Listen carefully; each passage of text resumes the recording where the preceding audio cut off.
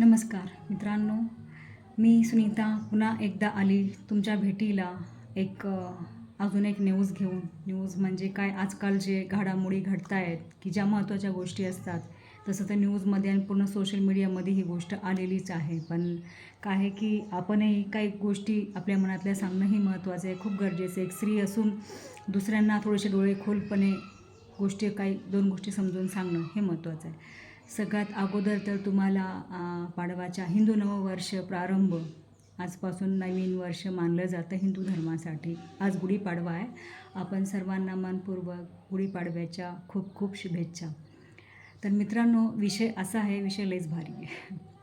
विषय असा आहे की एका बाबाची न्यूज येत नाही, तोपर्यंत लगेच दुसऱ्या बाबाची न्यूज येते. आज या बाबाची न्यूज आली, उद्या त्या भोंदू बाबाची न्यूज आली. एक स्वयंघोषित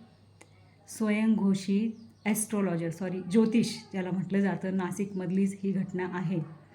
की जसे की आपण पाहिलीच होती काही दिवसापूर्वी आउट ऑफ कंट्रीची की इपस्टीन फाईल आली होती. इपस्टीन फाईलमध्ये किती मोठ्या मोठ्या लोकांचे नावं आले. त्याच्यात दाखवलं गेलं की कसं लहान मुलांना गायब केलं जातं, तिथं त्यांना त्यांचं शोषण केलं जातं. खूप काही गोष्टी त्यांच्याशी घडतात. नंतर त्यांना काय ते इल्युमिनेट वगैरे करतात आणि काय ते जादूटोणे वगैरे करून हे लोक त्यांना बॉईल करतात, मुलांना भाजतात, लिटरली आगीत टाकतात त्यांना जिवंत. त्यांचं शोषण करून त्यांना आगीत टाकतात, त्यांना तिथं भाजलं जातं. अगोदर शोषण करतात. आता काय सोशल मीडियावरती एकदम काही वर्ड्स अलाउड नाही आहे, नाहीतर मी सांगितलंच असतं की सोशल म्हणजे एक्झॅक्टली मला काय बोलायचं आहे. तर तुम्हाला गुगलवरती आणि न्यूजमध्ये ते भरपूर काही आलेले डिटेल्स, तर मला नाही वाटत तुम्हाला काही सांगायची गरज आहे वेगळं.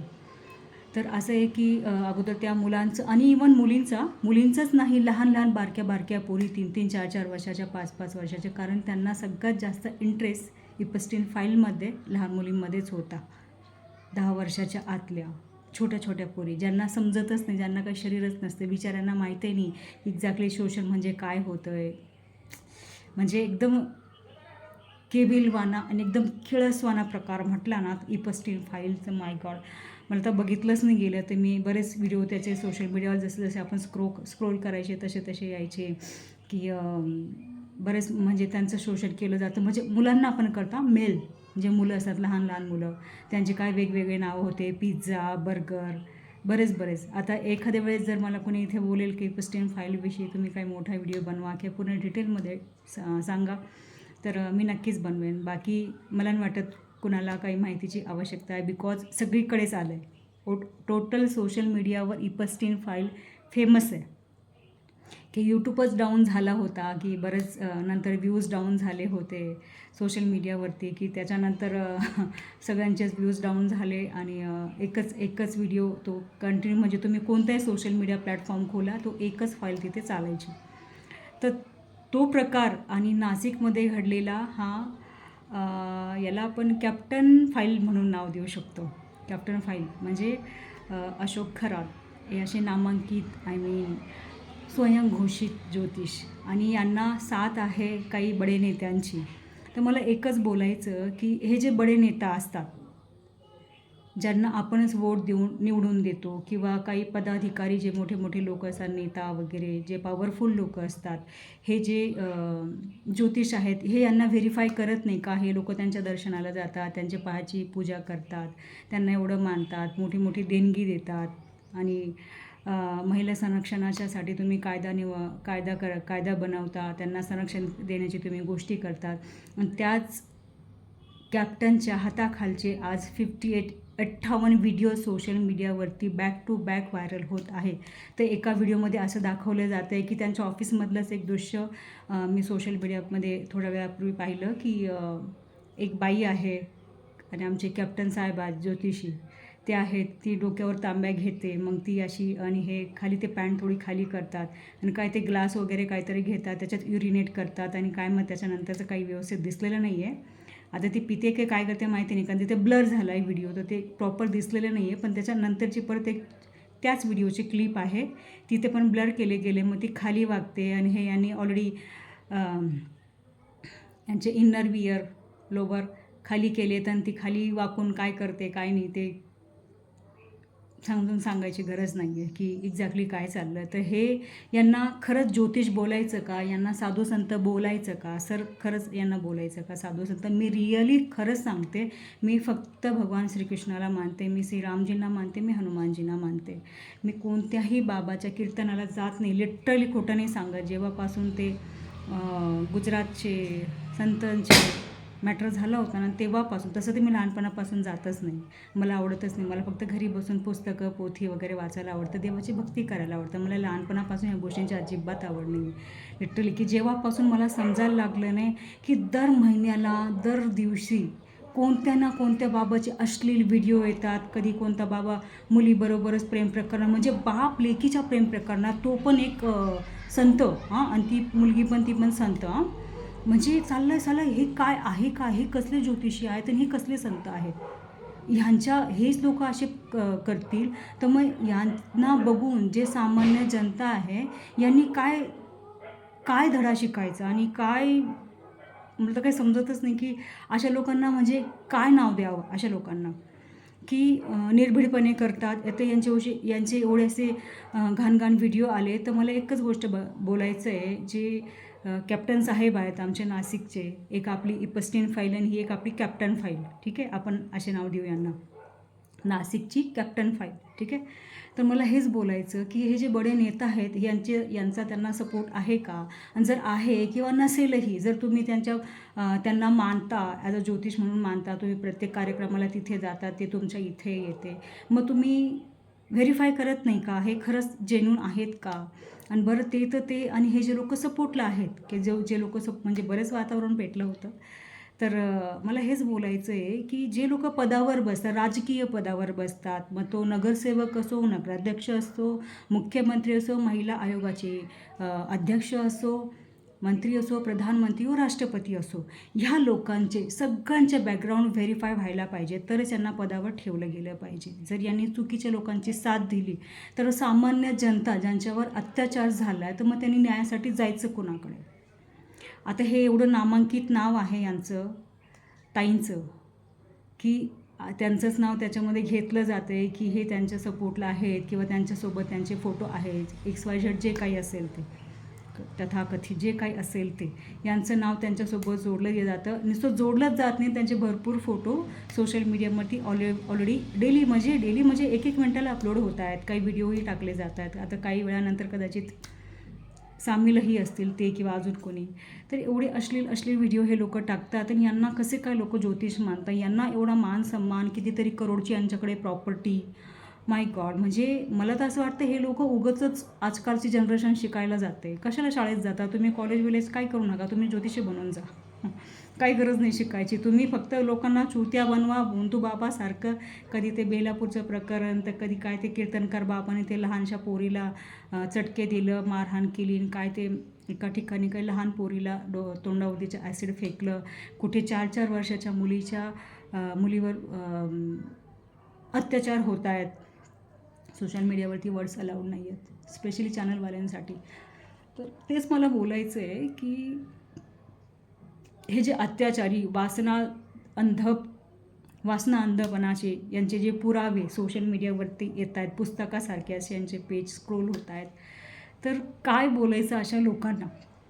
जर हे पदाधिकारी लोक अशा लोकांच्या सोबत जरी दिसतील, ठीक आहे, तुमचं जरी त्याच्याशी काही कनेक्शन नसेल, तुम्ही त्यांच्या सपोर्टलाही नसेल, पण तुम्ही त्यांच्यासोबत आहात, ठीक आहे, की आपल्याला माहीत नसतं की आपण त्याच्याबरोबर फोटो काढतो की आता तो माणूस नेमका कोण आहे, क्रिमिनल आहे का, कोण चांगला माणूस, आपल्याला माहीत नसतं. पण तरीही वारंवार जर तुम्ही त्यांच्याशी कनेक्टेडच आहे, तर मग हे थोडं डाऊटफुल आहे की अशा लोकांना जर तुम्ही पाठिंबा देणार तर मग सामान्य जनता जे खरोखर पीडित आहे, ज्यांच्यावर खरोखरच अत्याचार झाला आहे, तर त्यांनी न्यायासाठी कुणाकडे जायचं?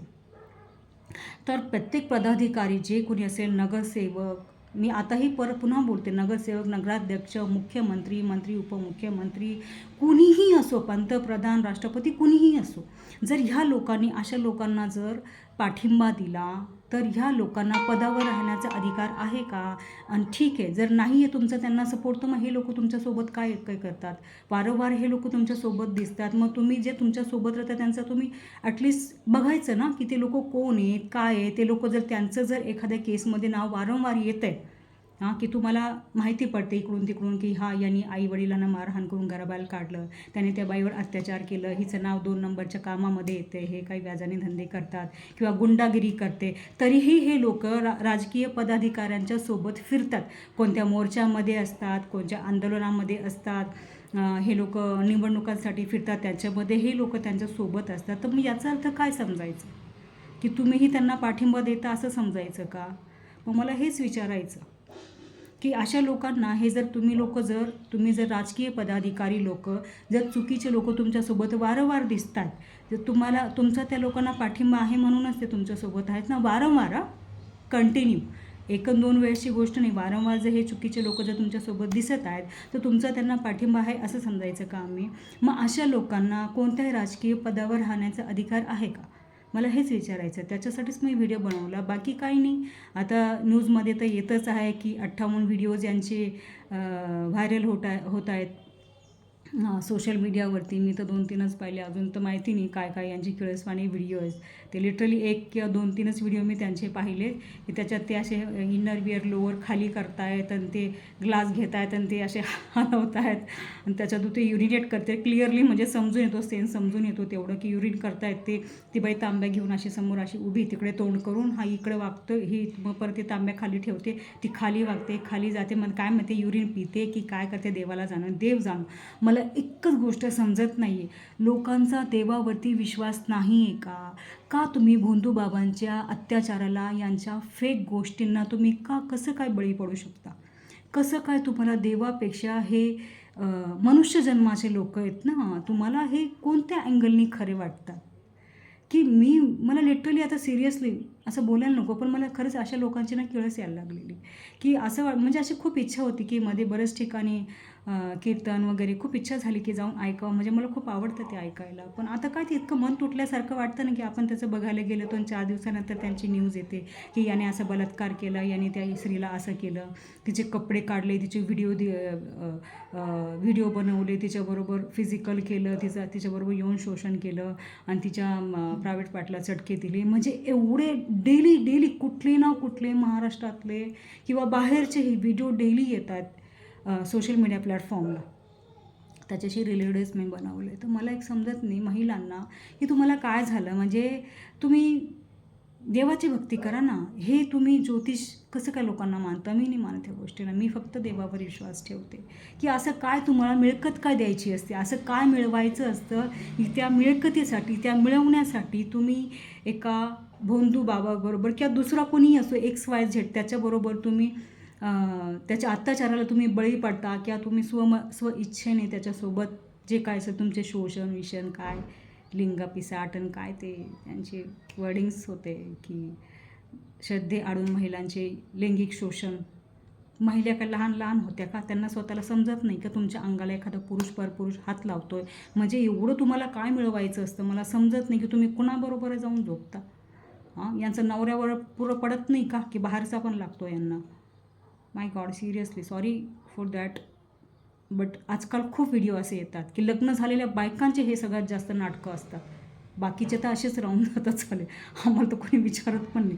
म्हणून मला एक गोष्ट समजत ती, सुखाने संसार करा, नवऱ्याला जीव लावा, घरच्यांची काळजी घ्या, देवाची भक्ती करा, तुम्ही देवधर्माला जा, गोरगरीब जे लाचार लोक असतात, भिकारी असतात, त्यांना दानधर्म करा, त्यांच्या गरजेच्या गोष्टी त्यांना पुरवा. देव त्याच्यातच असतो. तुम्ही का कोणत्या ज्योतिषाकडे जाता, कोणत्या बाबाकडे जाता, कुठे जाता? मग त्यांनी बोलवलं एका कोपऱ्यात, मग तो जे करेल ते त्याला करूच द्यायचं, त्याला शोषण म्हणून नाव द्यायचं. मग गुन्हेगार तर आपणही तेवढेच आहोत ना. बरं किती बायांचे नाव आले त्याच्यामध्ये? हे लहान होते का? यांना एवढं समजलं नाही का? ठीक आहे, चला तुम्ही गेले असेल भावनेच्या आधारे. तर मला आता तुमची हीच विनंती आहे की ह्याच्या विरोधात ही जे काय आता नाशिकची फाईल ओपन झालेली आहे की सगळ्यात जास्तीत जास्त बायांनी समोर येऊन माहिती द्यावी, जागरूकता करा, महिलांना सांगा. सोशल मीडियावर या किंवा तुम्हाला जिथे काही कम्फर्टेबल वाटत असेल की कुठेही जाऊन तुम्ही माहिती द्या की अशी घटना झाली होती, की तुम्हाला कसं फसवलं गेलं, की काय तुमचं म्हणजे तुम्ही स्वतःला इनोसंट प्रूव्ह करू शकाल. आणि विषय विषय फक्त इनोसंट प्रूव्ह करायचाच नाही आहे, की तुम्हाला कसं त्यांनी वेड्यात काढलं. सगळ्यात महत्त्वाचं म्हणजे ही पण एक गोष्ट आहे, की एक बाई जी संसार करणारी कशी काय तिला 2 गोष्टी कुणी काय सांगून तिच्याबरोबर येऊन शोषण करू शकतो.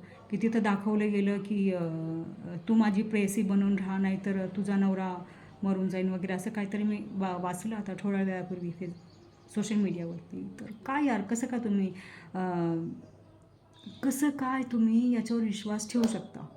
तर मला खरंच खूप आश्चर्य वाटतं या गोष्टींचं, की मी सिरियसली नाही जात अशा लोकांकडे, अजिबात जात नाही. मी माझ्या घरातच बसलेली असते आणि व्हिडिओ बनवत असते, की काय आले ट्रेंडिंग सब्जेक्ट बनवा, आले ट्रेंडिंग सब्जेक्ट बनवा, बस आपली हीच लाईफ आहे. तर माझं महिलांना एकच बोलणं आहे, की का तुम्ही बंधू बाबाचे अशा लोकांचे बळी पडता? तुम्ही कर्म करा ना. कर्म जे आपण करतो ना तेच आपल्याला रिटर्न मिळतं. तुम्ही किती काय करता, नशिबात जो माणूस लिहून येतो ना त्याच्यापुढे त्याला काहीच मिळत नाही. तर कशाला देवाने आपल्याला शरीर दिलं, आईवडिलांनी लहानाचं मोठं केलं आहे, मग कुणी तुमच्याशी गोड बोलेन, तुम्ही त्याच्याकडे जाऊन आणि तो तुमचं शोषण करणार कशासाठी? एवढ्या बायका यांच्या शोषणाला बळी पडल्यात. म्हणजे बरंच, अजून मी आकडा पाहिला नाही, टोटल न्यूज नाही पाहिली मी, काहीच पाहिली, पण माझं डोकंच खराब झालं. तर कितीतरी बायकांच्या याच्यामध्ये दाखवलं गेले, की 32-32 काय जे काय असेल, ते एवढ्यांचं शोषण झालं आहे. किती मोठी गोष्ट आहे. ती एक एपस्टीन फाईल वेगळी होती आणि ही कॅप्टन फाईल वेगळी झाली. अरे परमेश्वरा, वाचव अशा लोकांपासून. तर माझं तुम्हाला एकच म्हणणं आहे, की अशा लोकांना बळी पडू नका. आणि जर तुमच्यावर कुठेही अत्याचार होतोय, तर आहे ना कुणी ना कुणी फॅमिलीवाल्यांशी संपर्क करा, मित्रमैत्रिणींना सांगा. तुम्ही कुठे ना कुठे आवाज उचला ना. जोपर्यंत तुमच्याचबरोबर काय अत्याचार होतो, तुम्ही स्वतःच्याच साठीच तुम्ही स्टँड नाही घेऊ शकणार, तर तुम्ही दुसऱ्यांसाठी काय करणार आहे? तर तुमच्याशी असं काय झालं तर तुम्ही लोकांना कळवा ना, की जेणेकरून दुसरं कुणी त्या गोष्टीला बळी नाही पडणार. तर एवढंच मला बोलायचं होतं, की धन्यवाद. खूप खूप आभारी आहे मी तुम्हा सर्वांची. जय हिंद, जय महाराष्ट्र, जय भारत, जय भवानी, जय शिवाजी. जय श्री कृष्ण.